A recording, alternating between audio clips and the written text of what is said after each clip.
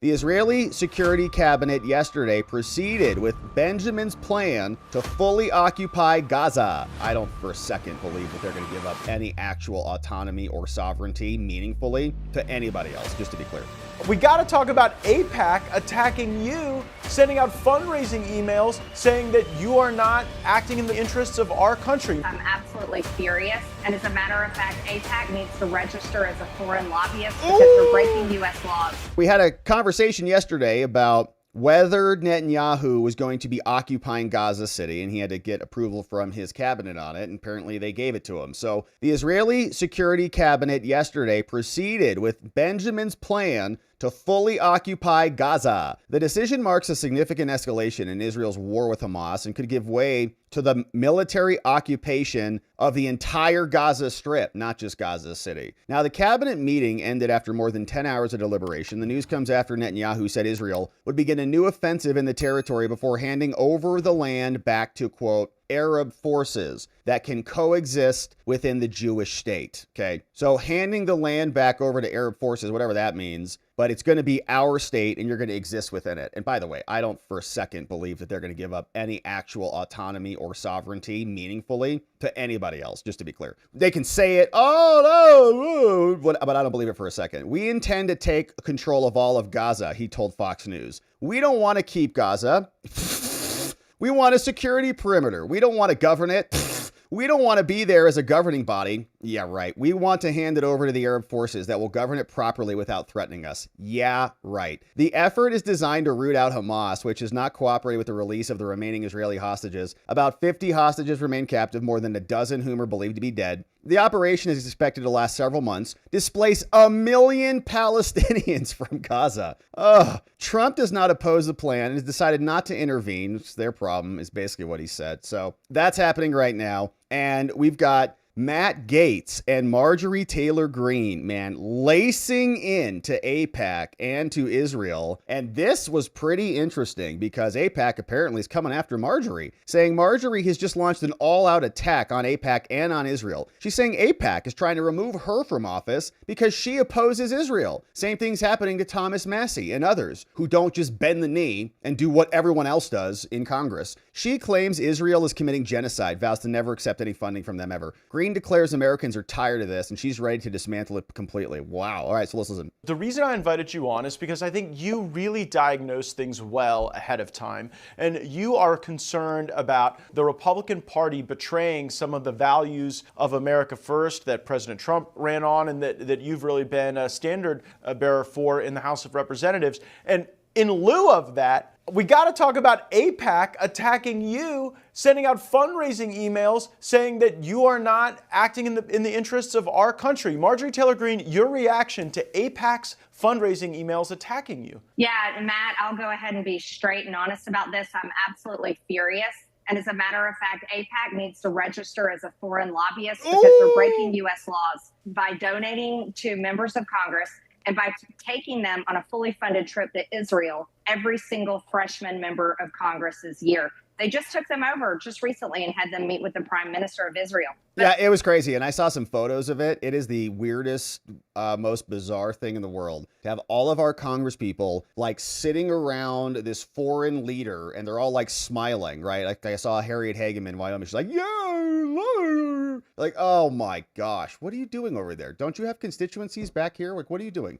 Anyways, and do they do that with like other countries or, would they go do that anywhere else? I don't think so. It's just a weird thing that's going on. Very, very cozy. And we want our representatives to be cozy with America. But let's frame that correctly. They take them over to meet with the secular government of nuclear armed Israel. Israel, who is in less than $400 billion in debt. Israel, who has taxpayer funded healthcare in college. Israel is not hurting, and they've already proven that they are more than capable of not only defending themselves, but annihilating their enemies to the point of genocide. And that's what's happening in Gaza. And Matt, the reason why AIPAC is attacking me is because I dared to tell the truth. Yeah, here's that photo that Marjorie was talking about. Okay, they're all over there apparently. And I can't recognize a lot of them, but you can see there's Benjamin Netanyahu. There's like half our Congress just hanging out over there. I don't know what they're doing, but I'm sure they're being treated very nicely and there's going to be no conflict of interest there. And they're going to come back and they're going to care about their constituents.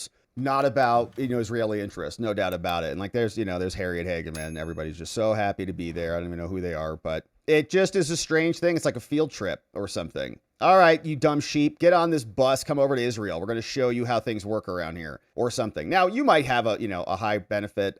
It's not like an international convention or something where there's other lawyers. It's like a field trip for dumb Congress people. All right, so that's what Marjorie Taylor Greene's talking about, and there's something about it that makes me uncomfortable. Well, Matt, you and I are good friends. We served together. And by the way, we saw this. It's not just Israel, just to be clear. We saw this with Ukraine. Okay, when they would go over to Ukraine and they like pal around and they like frolic through the dewy meadows with Zelensky, we're like, this is embarrassing. Stop it. You represent America. Stop putting the Ukraine flag in the middle of our Congress. We're tired of it.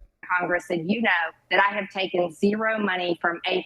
As a matter of fact, I am so unapologetically American. I have a sign on the door of my office that tells all lobbyists, foreign lobbyists, to stay out of my office and that they have to follow the law.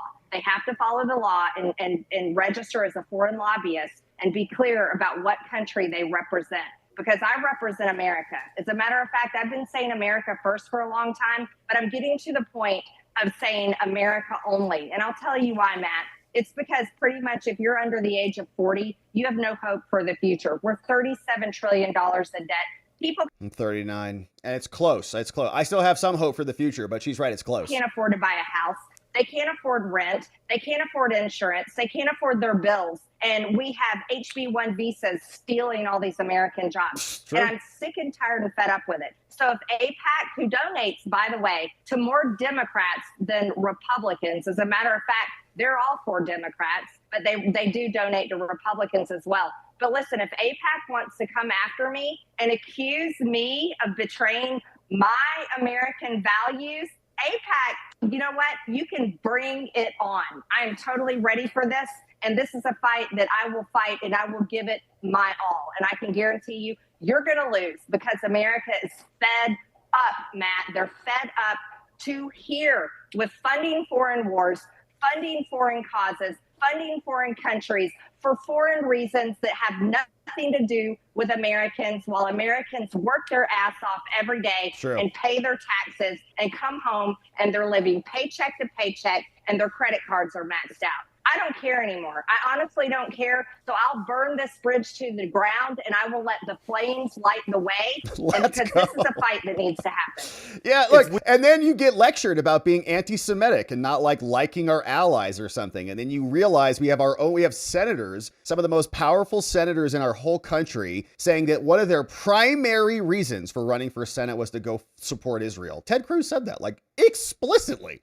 So, yeah, and then, we get lectured about it. It's like, you don't care about America. It's like, don't you tell me what I care about America. We know what America is. She represents constituencies there. And so now she's going to have, AIPAC, which is this just control apparatus, right? And they fund everybody. And they don't fund everybody in American interests. They fund everybody for Israeli interests. And Marjorie's had enough, man. And she's not alone. A lot of people are getting here. And when we start to see that our own government has some people, and I don't know who did it. I don't know if it was some Israeli agent or some Jewish person in the administration or what, who put that in there in that FEMA section. But it just irritates everybody. And people who aren't even looking at this stuff, who don't even care about it really, suddenly say, wait a minute, we're not going to get hurricane relief because some people in our state don't think that they should do business with Israeli companies. Are you out of your friggin' mind? And what is that going to do to, I put myself in this camp too, right? Somebody I'm not Palestinian, I'm not Jewish, I'm a Catholic white male who loves America and want to stay focused on that largely. But then when we start having, our free speech watered down and whittled away, and we start to see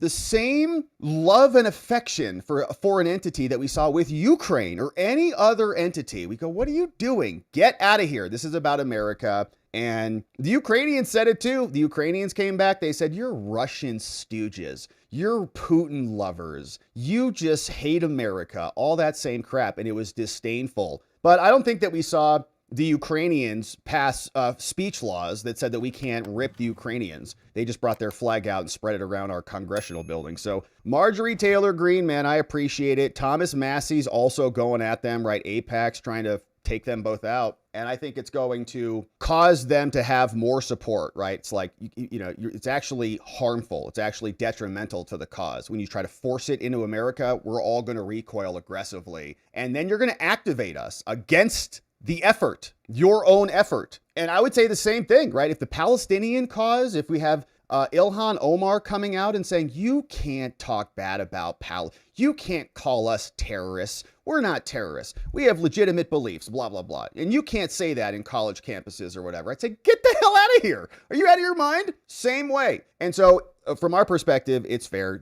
You call us names, whatever. You can try to take out candidates who we think are America first and who've got a long history like Massey and Marjorie Taylor Greene of being consistent. You might not agree with them on every issue. I don't. But they're consistent Americans. They talk about American values, and we appreciate that. So then they start to attack them because they're not loving Israel enough. It's like, get out of here. So shout out to Marjorie Taylor Greene. We'll support her against that attack.